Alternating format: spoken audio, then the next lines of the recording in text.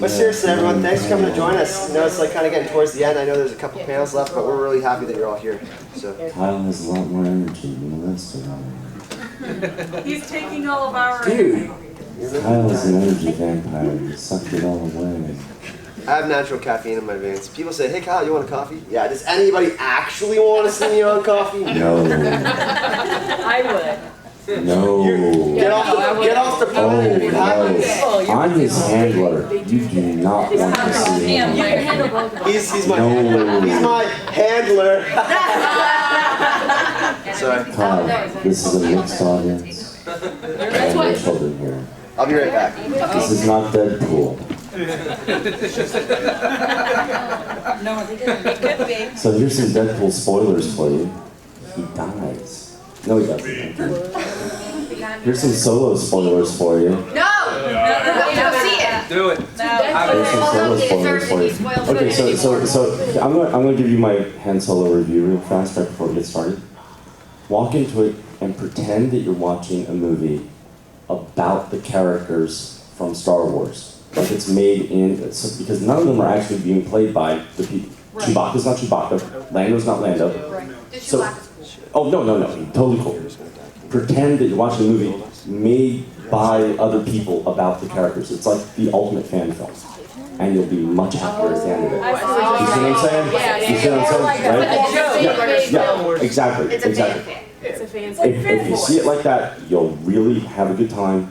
And trust me, it's fine. I saw it already, It's and I'm fine. glad you said that because when I came out of it, I was going, you know what? I don't feel good about it. But now through that explanation, When you're you right. think I need to go back and see it. Yeah, watch it that way, and you'll be like, oh, that was really pretty good. I don't feel like that Disney period after that. Yeah, so the spoilers are Millennium Falcon's in it.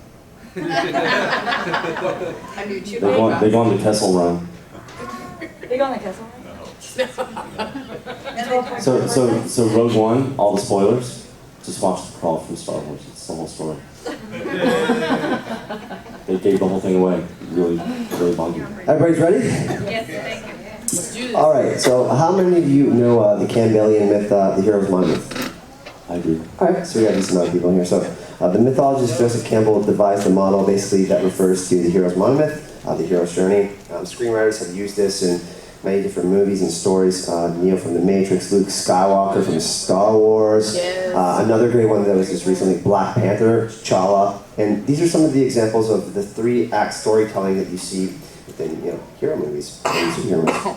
But today, we're going to talk a little bit about Jon Snow, my personal favorite character other than Sandor Clegane, and we're going to go over the 12. Speaking of which. Jon Snow! Oh, there he is. Jon Snow, come and sit up here. Con Snow up here, yeah. We're gonna get Con Snow. Everybody, Con Snow. It's a crime that he didn't win Best Cosplayer this weekend. I don't know, but We weren't judging. but this is Zach. If any of you guys have Instagram, con.snow, go check him out.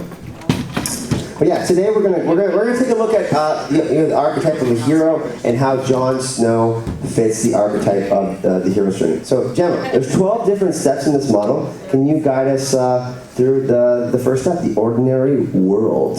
Yeah, there's several different versions of this model, isn't there? Some have got 15 steps, some have got 17 steps. We're looking at the more traditional one, the 12 steps, purely because we've got 50 minutes to crack through 12 steps. So this is going to be like a speed. This is going to be like a quick car crash course. So stage 1, yeah, looking specifically at Jon Snow, but we have said this before. You could do this for a lot of characters: Jaime, Arya, Luke Skywalker. Well, that's kind of the whole point. Is that what Joseph Campbell did in his original Hero of a Thousand Faces, and then what was refined by Christopher Vogler in his famous memo from 1984, was that they found that there is that heroic monomyth. There is this monotype of a certain sense of ideas that the hero goes through in order to start out as a basic character, but to become the hero. And what's the journey that they go on to get there? Yeah, exactly. Stage 1 is really, really straightforward and easy. Stage 1 is the ordinary world. This is where the hero is in his or her ordinary, normalised environment that they're used to, basically the prelude before the adventure begins. What's your ordinary world, Jon Snow? Before you started everything, where were you and what were you doing? You're just a bastard. In Winterfell, specifically. It's pretty simple. The safety of Winterfell. George, step one, and step two, the call to adventure. Well, the call to adventure is something that's really important, because what we see is that while this person's in the ordinary world, there's an inciting incident. There's something that occurs that causes that character to have to consider going on a journey. And they're going to deny it and not want to do it, but they're going to have to take that first step. They're going to have to step outside their ordinary world and begin the journey to become something other, and other is an important word for what we're going to be talking about today, other than what they were in the beginning. So a call to adventure is a call to action, essentially. Right. Gemma. Yeah, he basically is in a situation. Ned's obviously been called to King's Landing. Cat's not really a fan favourite. Jon. So I mean, there are other options available to Jon at this point, and I think a lot of people don't necessarily realise this. But the one he chose was the Watch. So that was his call to adventure. His literal calling was to go to the Night's Watch. So again, another really, really easy step. They do get more complicated. Yeah, so the first few steps are kind of simple, and then they start to get more complicated as, obviously we get more material, and George starts to develop these characters and their personalities. One of the important things about the call to adventure is that there's a messenger that brings it. There's something that's going on outside of the ordinary world, and someone has to come from this outside world to the world of where the character lives, and delivers the message of this other thing, and bring it to the character that forces them to have to make that choice that Gemma was just talking about. So Gemma, what's step three? Step three is the refusal of the call, and this is where it starts to get interesting. And we kind of, when we originally discussed this, we kind of differed on this. This is where we start having different interpretations of this model. Gemma, you're specifically saying that we don't have all of the information from the books, because we got some more from the show, right? Yeah, absolutely. For me, the refusal of the call Jon's refusal was when Robb entered the War of the Five Kings and Ned died. And this pretty much happened at the same time. So now we've skipped forward almost the entire first book to reach Jon's third stage out of 12. So for me, it was Jon, and of course he refused the call of the Night Watch. He tried to leave, didn't you? We can also just rewind it a little further if you really want to, and say the first refusal is when he decides to not go with his father to King's Landing. That's there's the secondary refusal there, and he chooses to follow his own path.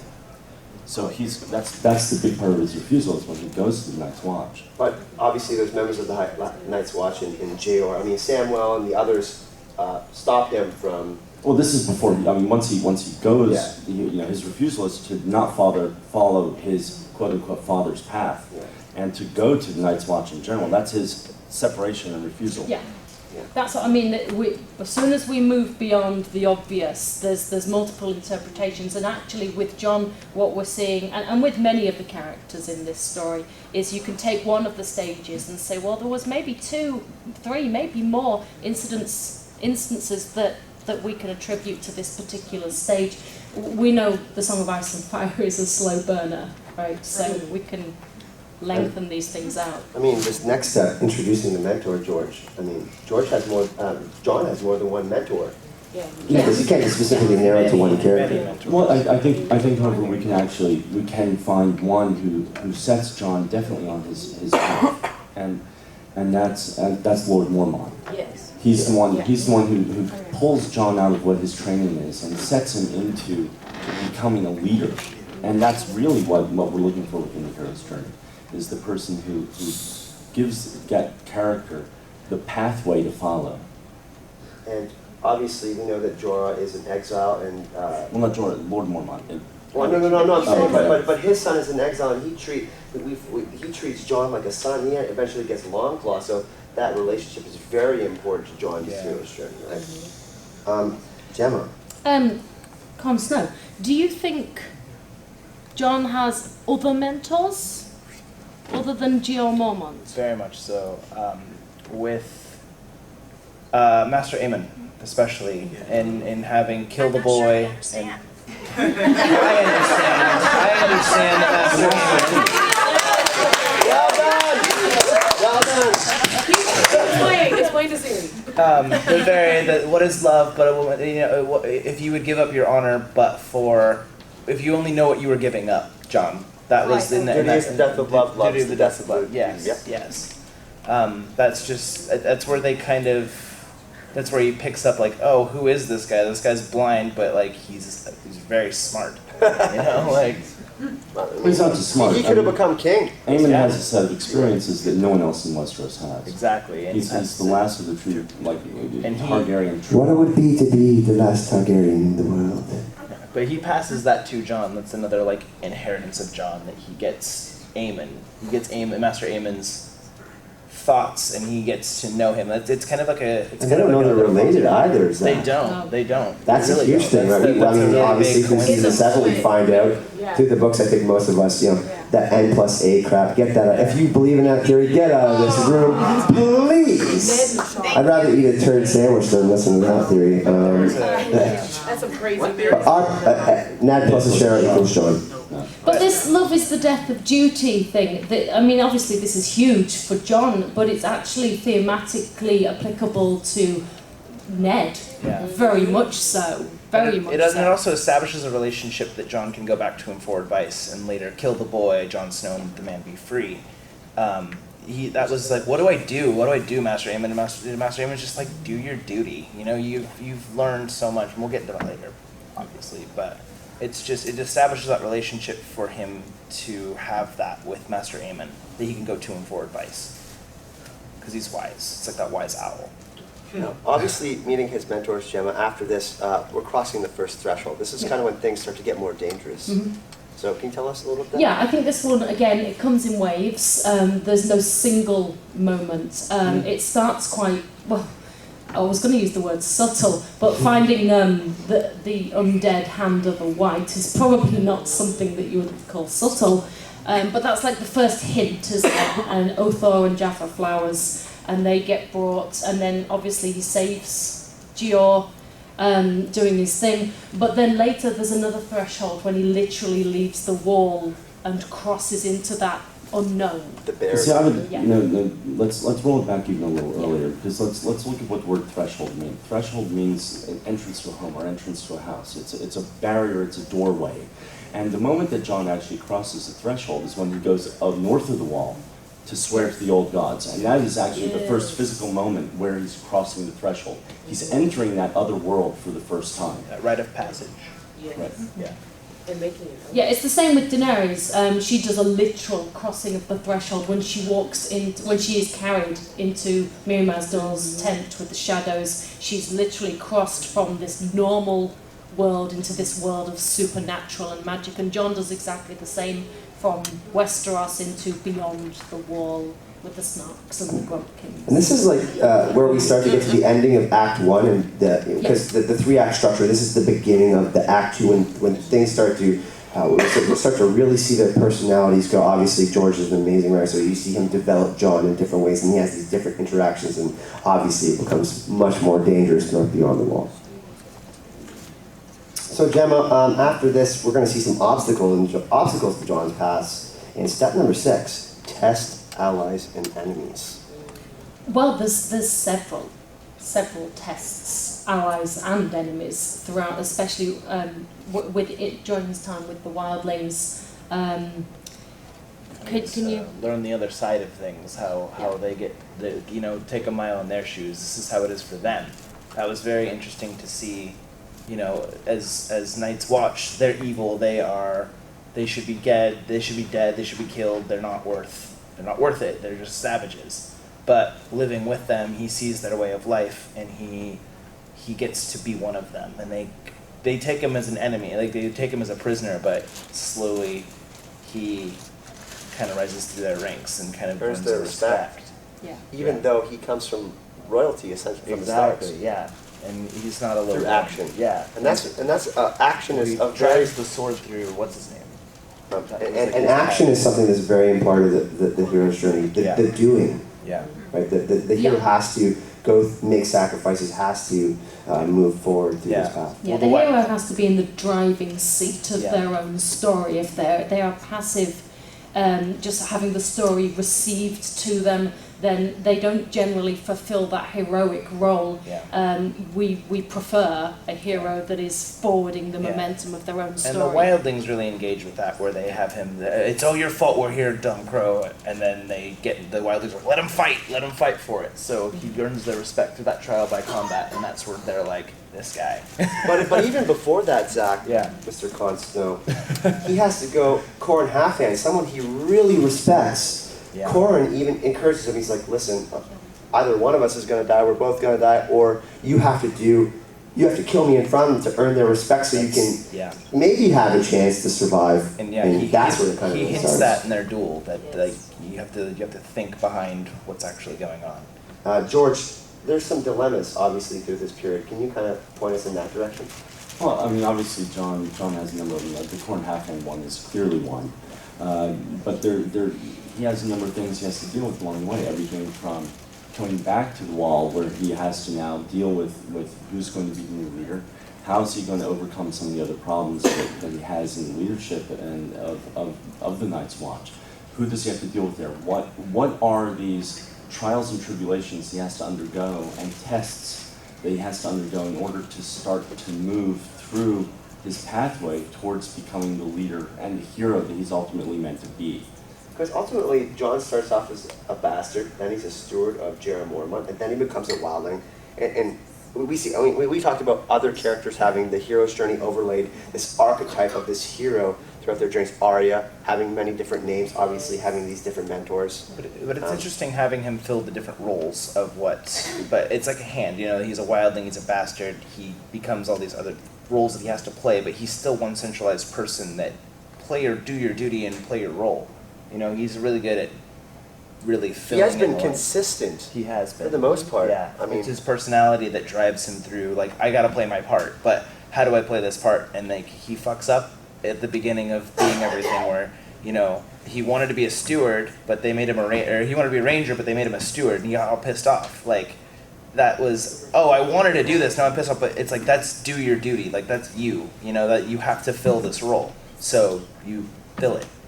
And at this point, too, during the second act, obviously this is kind of the point where the hero has to take a journey into the unknown, right? And make these preparations to make his journey through these unknown lands or this unknown place. And we obviously see that he has to acclimate himself with the wildlings and learn their culture to try to survive. Gemma, can you talk a little bit about that? Well, this is moving into step 7, isn't it? Step 7, yeah. Step 7 is the approach to the inmost cave. And it's hilarious. Jon Snow! That George R. R. Martin was aware that Jon Snow on this model has reached this 7th stage, and there's an infamous cave scene at that exact moment. Sorry, I'm done. That's George R. R. Martin having a little bit of fun with us. It's a wink. It's a wink to watch. Gemma, obviously the Campbellian myth has its 12 steps in the names for each step, but this can also be known as the belly of the beast. It can, yeah. So that's George. Another way that it's referred to within Campbell is actually the approach to the innermost cave. And this is, with a lot of stuff in George R. R. Martin's work, what we see is that there's actually very literal use of a lot of this monomyth vocabulary. In Star Wars, we see them in the trash compactor in the center of the Death Star. In other places, we see a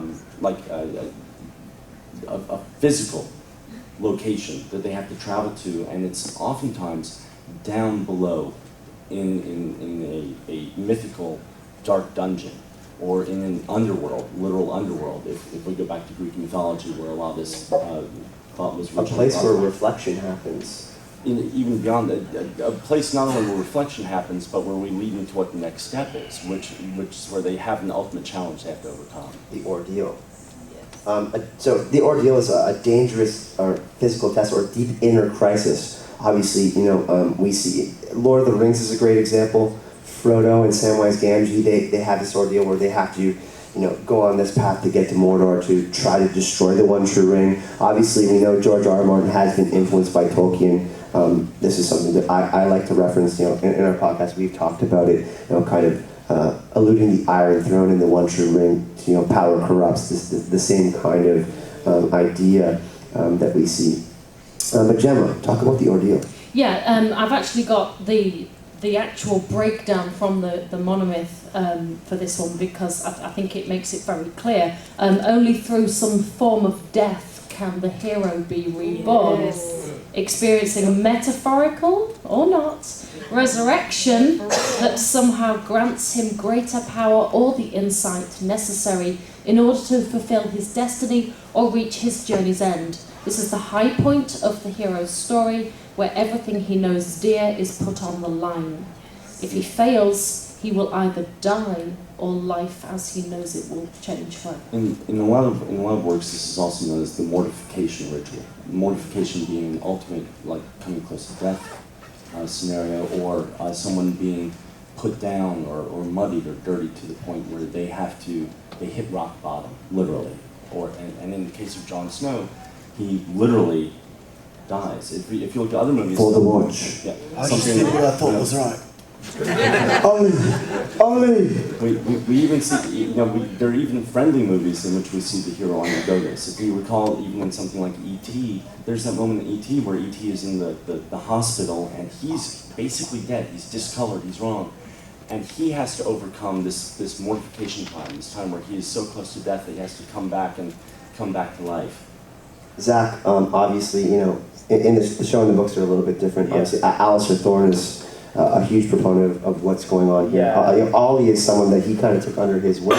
Yeah, but fell victim to the other side. It was Because he was trying to do the right thing by taking the wildlings, and he knew. And he's like, dude, Ollie, they're not all that bad, but he was so corrupted by Alistair Thorne's screw the wildlings. They're savages and killers and murderers, but Jon Snow is the one to be like, they have an agenda. They're trying to get south of the wall because winter is coming, and nobody gets that. That's the big. You're not seeing the bigger picture here, kid. But again, he falls victim to. Gemma's gonna slay this. I can't wait. Can I just point out, poor Ollie, right? Come on, poor Ollie. I actually really enjoyed that scene. Ollie's, I don't know about everybody else, but I'm glad Ollie's he's gone. parents were killed in front of him and then eaten in front of him. I'm going to eat your dead mama. He was a child and he watched his parents eaten Turn into chili. by wildlings. Yeah, I fucking. How many of you in the crowd would feel the same way Ollie did if their parents were killed in the same? So every single person. I mean, we're all. Hashtag Ollie. Yeah, we love Ollie. Actually, funny enough, there's a guy on Twitter. He's a troll. His name is Spirit of Ollie. He's like, I'm haunting you. I know you're a Jon Snow fan. I'm like, what? He messages me. I'm like, I'm literally haunting you. I'm like, man, are you actually a robot or a real person? But he still follows me. He messages me from time to time and say, hey man, are you okay? I check on him. I don't know if he's like okay. When we talked about the Monomyth as well, don't think that the ordeal is simply a death that might occur to the character. There's also a challenge that has to be overcome. There can be something like blowing up the Death Star or defeating a dragon. It's not. Don't limit your thinking to it just being something that this person is just defeated. They're placed in front of the ultimate challenge, and this is the thing that they overcome to literally finally finalize themselves as the hero they are meant to be. So that challenge can be anything from a race and something like Chariots of Fire to E.T. coming back out of the home and saving everybody. Sorry. Go There was ahead. a big thing that I was reading somewhere that I think my mom was telling me this excerpt or something because she read the books, and she was saying that Jon Snow let the wildlings cross, and then the first thing he does is feed them, and like offer them a refuge, a restaurant, like a refuge, and this is the final straw for the Night's Watch. Screw this guy, this is not what we're about. It's taking over the agenda and doing that. That's kind of. And that's what made John here. He's willing to sacrifice himself at every single point in his journey for the betterment of the people. To do what's right. And that's, we'll get to some predictions after, but seizing of the sword, this is my favorite step. Gemma? Well, this is kind of where we're moving into unknown territory. If we're talking about the books specifically, obviously, poor book readers, Jon Snow is still laid in the snow. Yeah. Nothing but the cold. Exactly, They put him on ice. Well, yeah, just With the hands? With the hands? He Yeah. didn't even feel the fifth dagger enter his body. He's going to be stored in the ice cells, probably. Yep. So yeah, now we're moving into the realms of speculation, and we can look at the show. We established, we talked about this in a panel earlier on, that the show and the book are definitely two branches of a similar-ish tree. And so we can look at the show and sort of take pieces from that and say, well, will this be the same in the books? Will this be slightly different? Will this be completely different? So yeah, as far as the book goes, we are definitely into speculation. But this is called Stage 9 is the reward, or also known as the seizing of the sword. And this is where we start getting a bit wow about Lightbringer and Azor Ahai, and we could take that quite literally. I know, George, we were speaking about this earlier. You had some great points on this, season the sword. Which part? All of them. I mean, you're smart. I feel like I'm so tired. I would even. Enlighten us, my friend. Oh, No, and we can look at what Jon Snow's done. I mean, he accepts, in this case it's more metaphorical seizing. He's already gotten Longclaw, so there's not a physical sword that he has to seize. But there's the idea that he takes charge of the Night's Watch. He takes charge of the North. He takes charge of these things. Those people are his sword, and he's now become where he wasn't willing to be the leader. He now accepts his role, and he accepts that army, he accepts that thing as his sword, and he moves on into his next And step. I'm going to rewind a little bit to their expedition to Hardhome, when they go to save what's left of the wildlings because, hey, there's some shit that's about to go down here, and they come in just enough time to get everybody on there, and then they see the account of how serious the Night King is and how real the threat is to their world in Hardhome. And being able to escape and tell the story of what the hell is going to happen to us if we don't stop this. It just brings a huge major point to the reward of being able to survive and tell, and because nobody would know otherwise. I've seen the Army of the Dead. I know they're coming. It's we talked about Lightbringer on the Azor Ahai panel on Friday. Doesn't necessarily mean it's a physical sword. It can be a realization, illumination, enlightenment.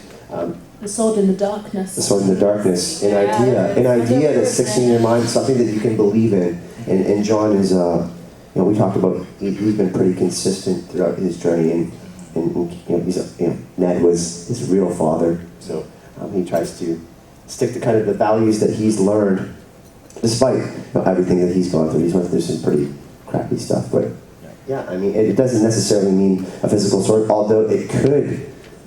It could be in the hero's journey, it's like an elixir. They talk about like an elixir or some sort of object, or it could be a medical. It's the magical treasure. It's whatever that magical treasure is that allows them to go on. Well, it doesn't have to necessarily be magical, but it could be a crown, it could be a sword, it could be an elixir. If you look at A MacGuffin. A dream, even. Yeah. So. A MacGuffin. What's a MacGuffin, John? Would you like to MacGuffin's the explain it? inside incident. A MacGuffin, you It's the inside incident that happens. That's the first thing. The MacGuffin is the thing that gets the story started. Yeah, Well, that's the thing the story revolves around. It's not necessarily what it's about. Now, obviously, we talked about Jon being assassinated by the Night's Watch, his brothers, and I think that, he got revived. So the gift of life, and him coming back, obviously imagine any of us found out that there's nothing on the other side. We like to imagine there's something, and we all have our different views. I'm atheist myself, so I'm not going to go into detail about what I think, but I think for Jon, the gift of life and newfound perspective. Obviously, he's like, I'm done with the Night's Watch. I'm going to go do something else. But he's still on an honorable path. So I think the gift of life, change. Obviously, Jon changes a little bit. I mean, if any of us had saw that, it would change our perspective on life. Obviously, being betrayed by your friends, that's something that's incredibly difficult to go through. Especially in the position he was in. He was voted into Lord Commander. And then to make the decision to a life for a life, hang everybody. That killed him. That was intense. I didn't think he was crying on the inside. I couldn't believe he did that. That was a really big and seeing Ollie's face was icing on the cake. But I've seen what's on the other side.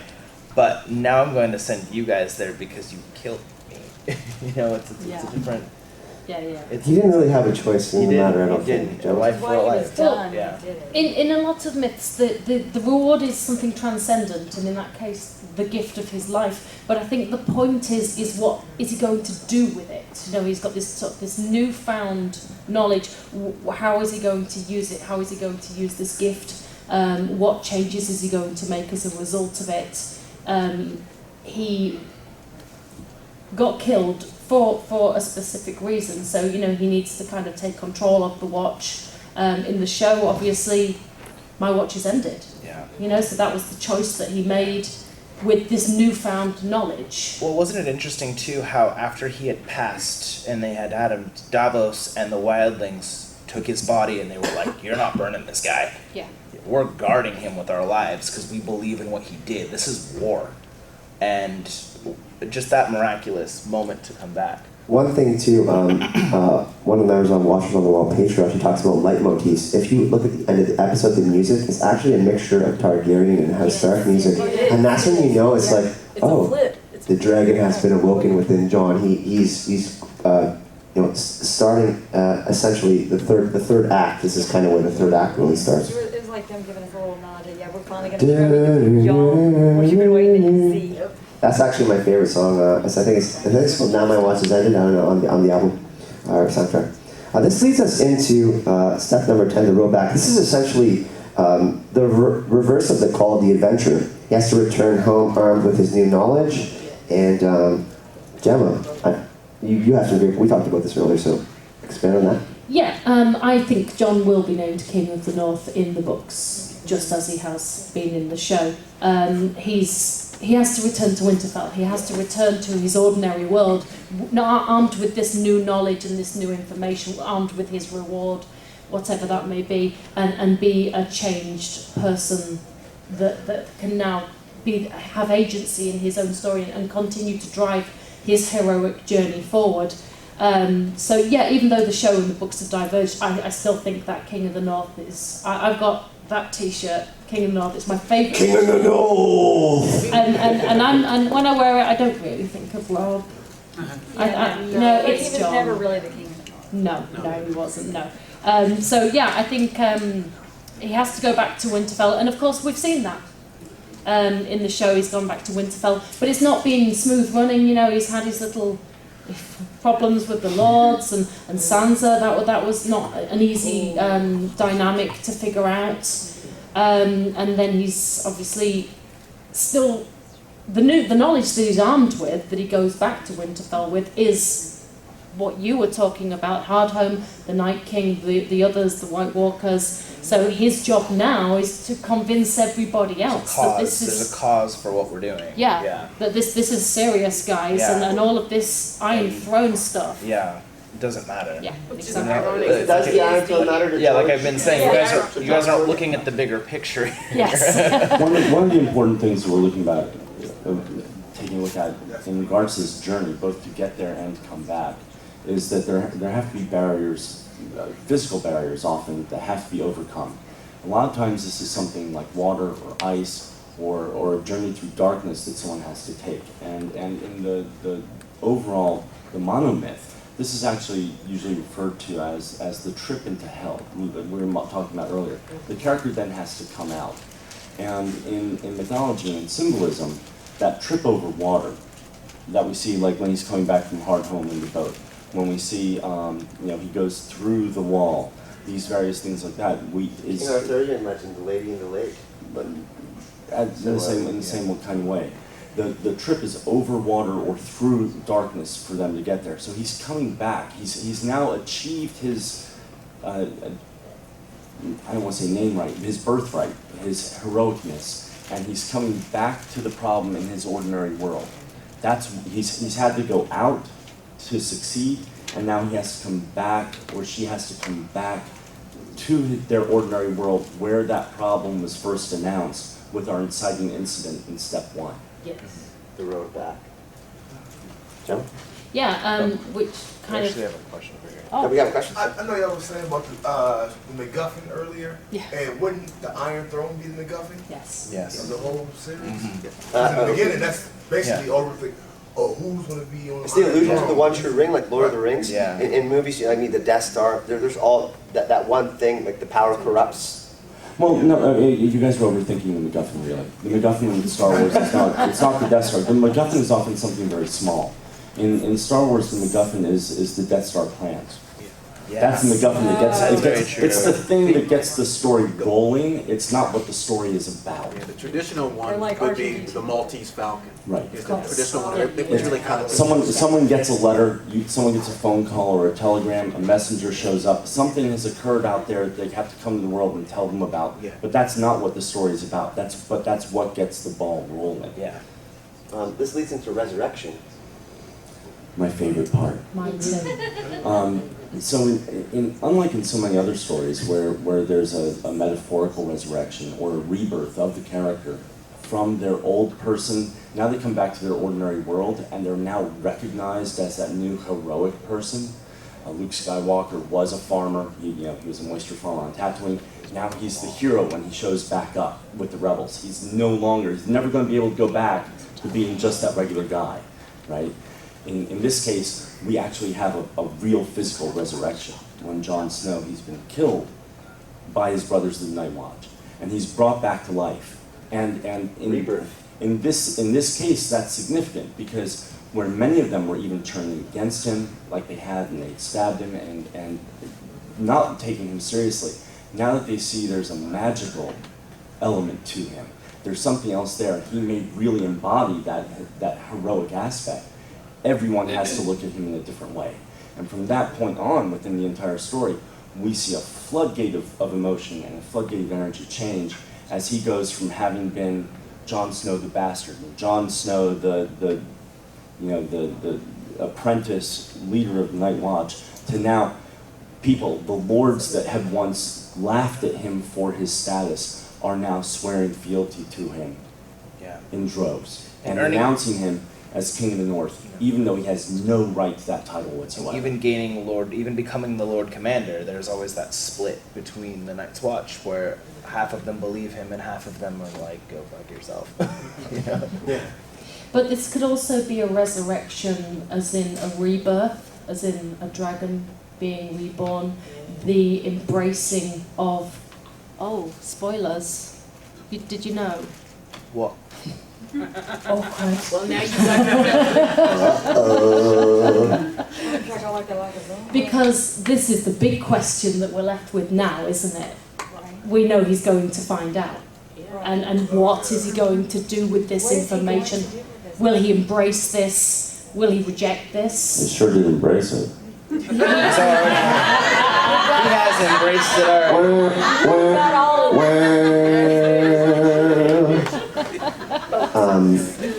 But that's going to be a challenge for him. I mean, he's only just got to where he is, and he was offered the Stark by Stannis, and he rejected that. He chose the Watch, and he's got to a point, like you said, he's now the Lord Commander, and then moved on to be King of the North, which was not, he has no right to.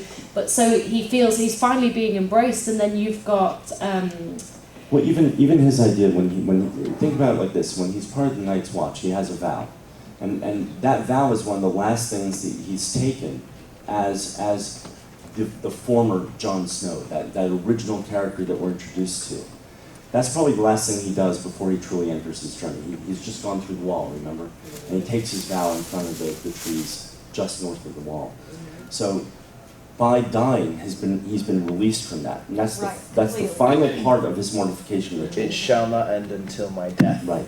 He is now free. He's now free to be the hero. Yeah. He could not have become the hero without the release from that vow. Right.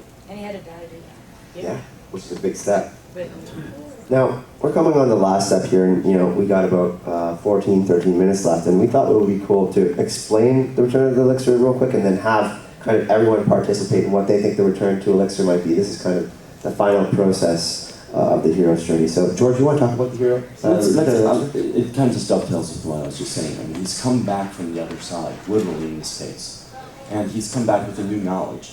And in the case of Jon Snow, it's a knowledge question for him.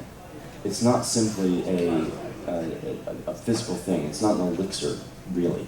It's his idea that he now knows what's going on in the world. He now knows that the Night King is coming. The reverse of the ordinary world, essentially. After being told you know nothing, he now knows. They were sheltered in Winterfell to start with, and now he comes back to Winterfell or King's Landing, and He completely changed. is the one with knowledge. He is the one who walks into that room and says, "No, really, guys, this is the worst thing ever, and I'm going to lead you through it.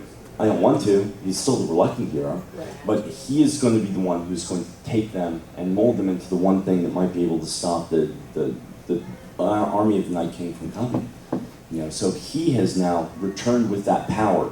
He's returned with that new idea. Yeah, but this is where we want you guys to, because this is his final stage, this is the completion of his arc, so we want your predictions. The stage is literally, this is the final stage of the hero's journey, in which he returns home, as George said, to his ordinary world, a changed man. He will have grown as a person, learned many things, faced many terrible dangers, and even death, but now looks forward to the start of a new life. His return may bring fresh hope to those he left behind. Arya. Yeah. Arya specifically. Or a direct solution to their problems, or perhaps a new perspective for everybody to consider. He's certainly bringing a new perspective with him. So, what have you got, guys? Anybody have any predictions? Is he going to live or die?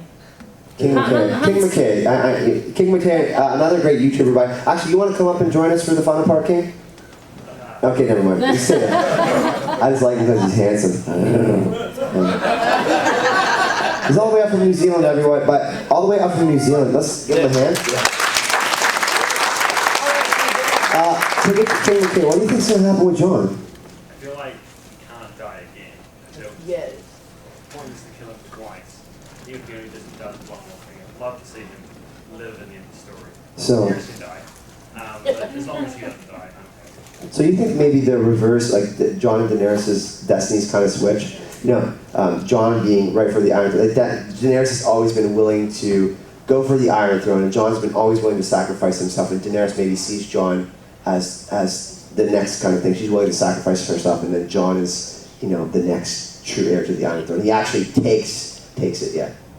I think with his new knowledge, there's this idea that this Iron Throne is not the big deal. He doesn't want it. Mm-hmm. He doesn't care about it, because we got this big motherfucker coming down from the north trying to kill us all. Like, this guy is the big deal. That doesn't matter right now. Yeah, the Iron Throne doesn't matter. So it's kind of like this ironic twist that maybe he is the one who needs it, because he hasn't wanted any of the leadership positions he's been given, but he does his duty. Will he melt it down? Like, this is a thing.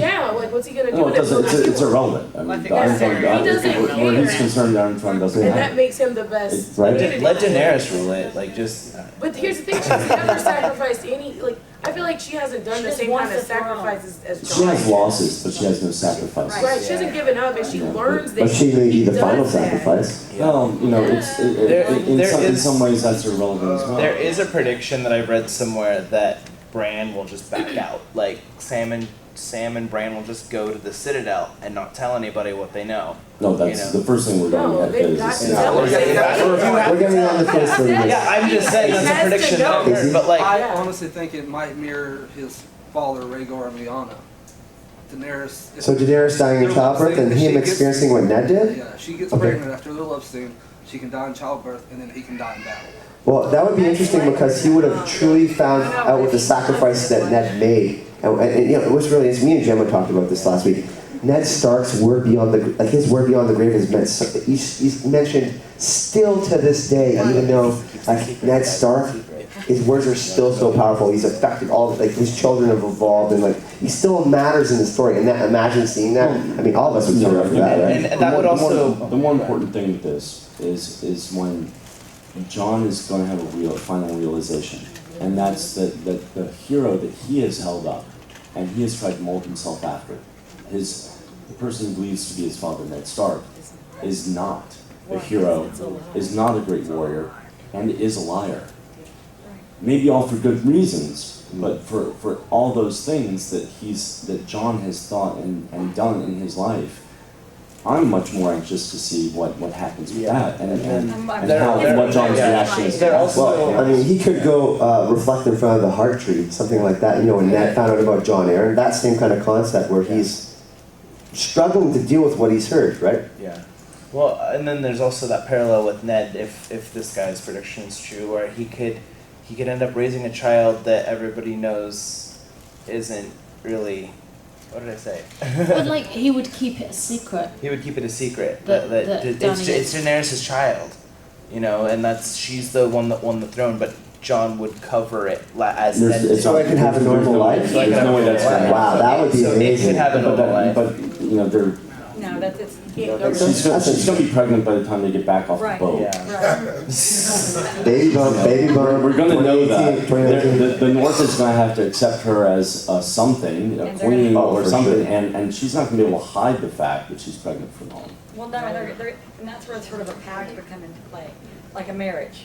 Because I don't know that he's going to feel okay with the whole and the kid being a bastard? I mean, he definitely wouldn't want that. That would never happen. It's too late. It's too late for that. But his parents being in love and actually wanting him versus him being a bastard. But he's in love. He's got ants in his pants. And I'm saying he's fathering the child as the father child. He's fathering the child as his own without Daenerys, but saying it's still.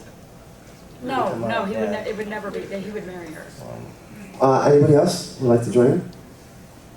Hi. So, has anybody ever thought that, Jon is a fire white? Yes. Yeah, me and Gemma talk about that. It triggers me. But fire white's not the same as nice white. The rules are different. Yeah, King McKay said it wouldn't make sense for Jon to die. I'm sorry, but I disagree with you. Because Jon wouldn't be dying twice. He's already dead. I'm disowning Gemma as a friend after this panel. No, I agree with Gemma. I'm 100% in on the fire white. I'm also disowning George as a friend after this panel. But the rules for fire whites are different than they are for the ice whites. George R. R. Martin is not going to give us a traditional hero's return. No. There's no way. Sure.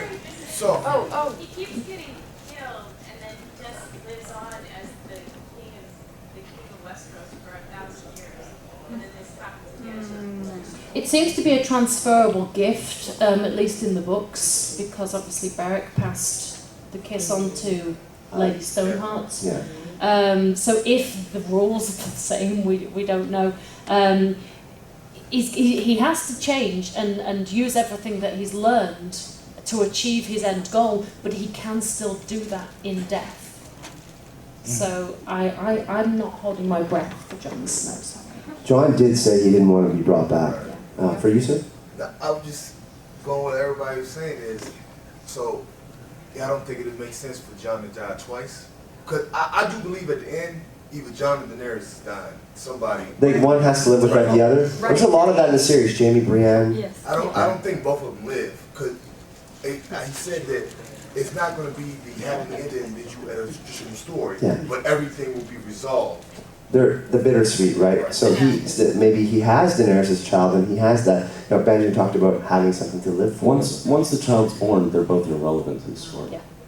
So the child, the dream of spring, baby Sam and Jon and Daenerys' daughter being kind of the future of Westeros. Maybe they haven't been affected by the bullshit that is, the wheel's finally broken, and there's a kind of a new slate.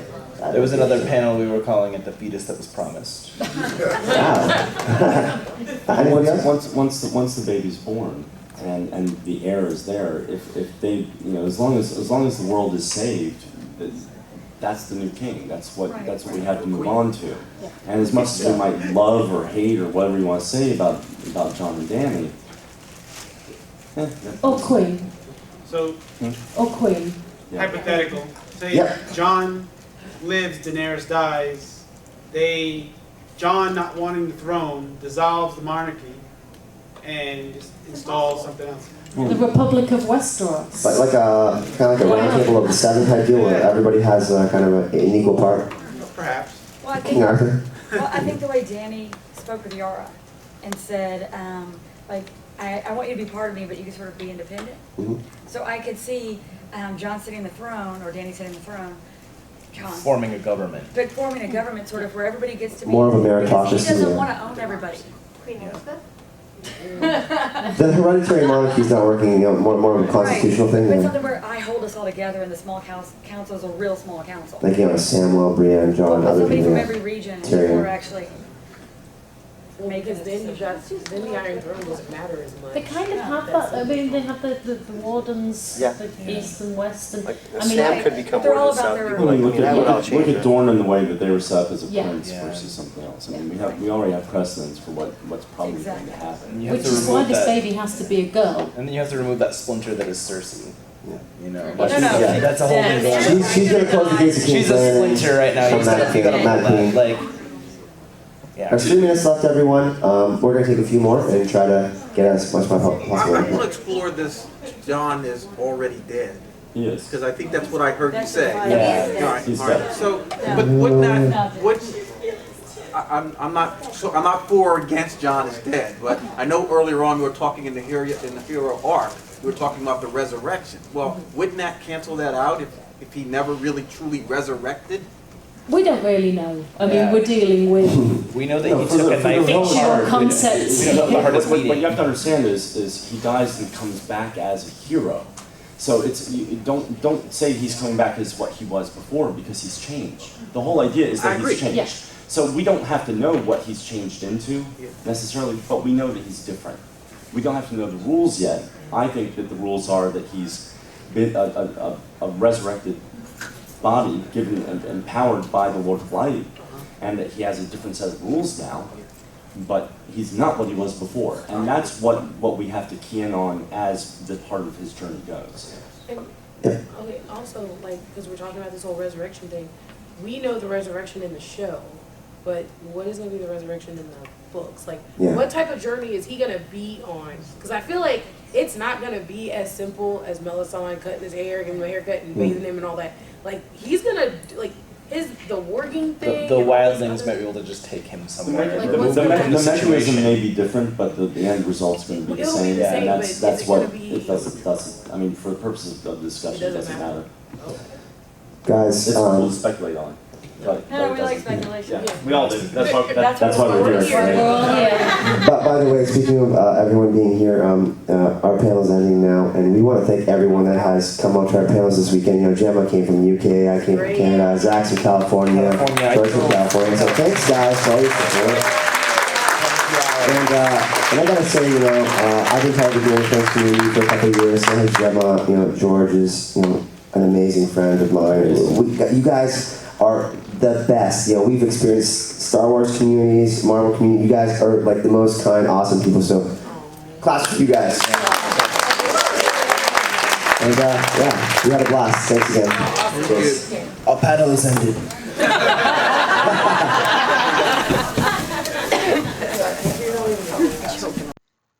I hope you all enjoyed this panel. We had an absolute blast talking about Jon Snow's hero's journey, the hero's monomyth. Of course, thank you to everyone who showed up and chilled with us at the panel. This was the last panel we had on the weekend. It was at 3 p.m. on the Sunday, and we had an absolutely great turnout. So thank you all for that. Of course, anyone that's going to be watching this, thank you for watching. And if you do enjoy this video, feel free to leave a like if you enjoyed it.